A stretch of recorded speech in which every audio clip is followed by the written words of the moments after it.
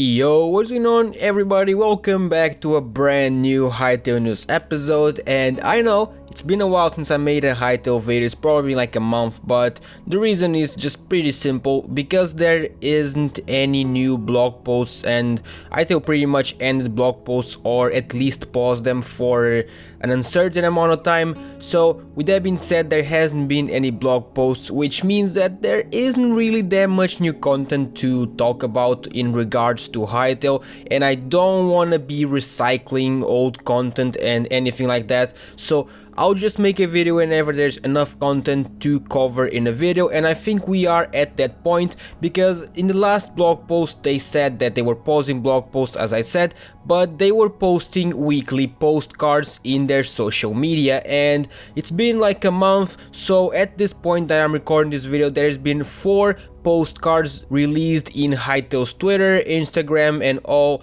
that stuff, and we'll get right into it in just a second. Before we get into it though, make sure you do leave a like in the video, and if you're new to the channel and you are interested in Hytale content, subscribe, because 2021 is getting closer and closer, which means that Hytale's release is getting closer and closer, and if you want to get up to date with everything Hytale, you must subscribe to this channel, because every time there's something new to talk about, I will talk about it in this channel. And with that being said, without further ado, let's get right into the news. Alright, so the first postcard Hytale posted this. Some of you noticed the new fire effects in our latest blog post. Here's a closer look at some recent work by VFX artist Logano Polina. And they posted this video of pretty much a fire in what seems to be zone 1, could be zone 3, I'm not too sure, but as you guys can see, the fire effects are really nice. It looks pretty realistic and just it has a nice color to it. It's not just a low tier, low quality flame. It's actually got some pretty cool effects. You can see smoke coming out of flames as well, going up, and it just looks pretty good. There is also a sort of ladder behind the fireplace, as you guys can see, and people were speculating that this could be some sort of house tree and you could climb that. Obviously something like that is definitely gonna be able to be built, so it could definitely be that, but that's not the important thing about this. Here we are focusing in the fire and it looks pretty damn good. Alright, for the second postcard, here we have Hytale posted: deep delving treasure hunters must be prepared to face scavengers, beasts and worst. As you guys can see in the image, we see a player holding a pretty nice sword that has a sort of angelic design, and you guys might be confused about what I'm saying, but in just a second later in the video you will understand why I'm saying a sort of angelic or angel design. But the sword looks pretty damn good. You guys can see that he's preparing to fight some skeletons, and for some more details in the image you can see a sort of a dead skeleton in the left, right, and if you look at the mid top you see a stalactite going through the ceiling as well, which looks pretty damn nice. Kinda big, but looks nice anyway. And someone left a comment in this image that I thought would be good to share with you guys. So Helix said, I have a question. Are we going to be able to mine in dungeons, or will they have some sort of feature that keeps us from doing that until we finish the dungeon? And Noxy himself replied with, depends on if you go through a portal or not. At least that is the current plan. Some dungeons we wouldn't want you to be able to break blocks in, and a portal is a great way to make sure a player knows that. Now going over to the third postcard, this is an image of Zone 2, and Hytale said, unbound wind wipes against crumbling shelters in the shadow of a sand-scored desert ruins.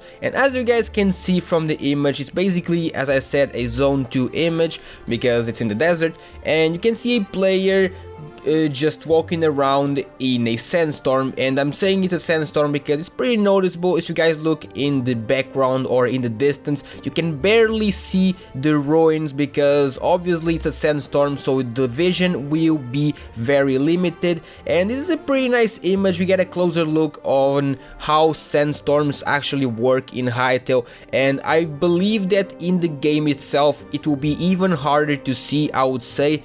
And it's probably going to be a good idea to just stay inside the house while there are sandstorms, and then just going outside and exploring. And some people are pointing out that if you look at the player, he's holding a sort of a sword or a stick, whatever you want to call it, I'm not too sure. But if you take a closer look, you can see that it's sort of similar to the last sword that we saw, the one that I called angelic design or something like that. So it looks like it's going to be a sort of weapon set with very similar weapon skins, which sounds great. In the next postcard you'll get one more closer look to this kind of weapon or sets, and this is exactly postcard 4 that I'm talking about. And Hytale said, a moment of respite in a shattered grove as dusk sets in over a distant ridgeline. And you guys can see in the image a player once again holding a bow, and you guys understand why I said angelic design. Look at the guy's bow.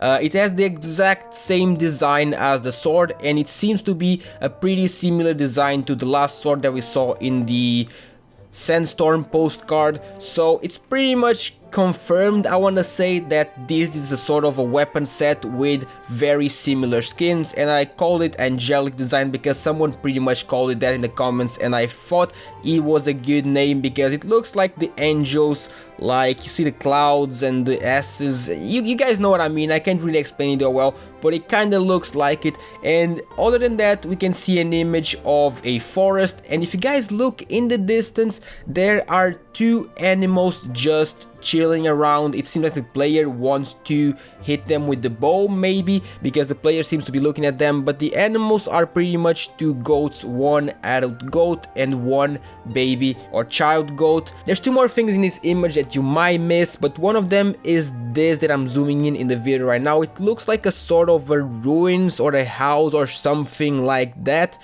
so pretty nice. And the second one, I'm not sure what this is. It could be a new type of animal that we haven't seen yet, but I have no idea what it is. If you wanna guess it, make sure you do it in the comments, or if you actually know, if you actually saw it somewhere, let me know what it is. I just finished the video and I realized that I missed one postcard, so it's not actually 4, it's actually 5, so a little bit of a correction there. But Hytale posted, the Mosshorns are positively giddy about all the love that they've received from the Hytale fanart community. Or maybe they're just hungry. Then basically everyone loved the Mosshorns, and there were a lot of fan art dedicated to this new mob that Hytale showed last month, I think. So they posted this image of a smiling, laughing Mosshorn, I guess, and it's pretty much it. We already had a look at this Mosshorn, so it's nothing new.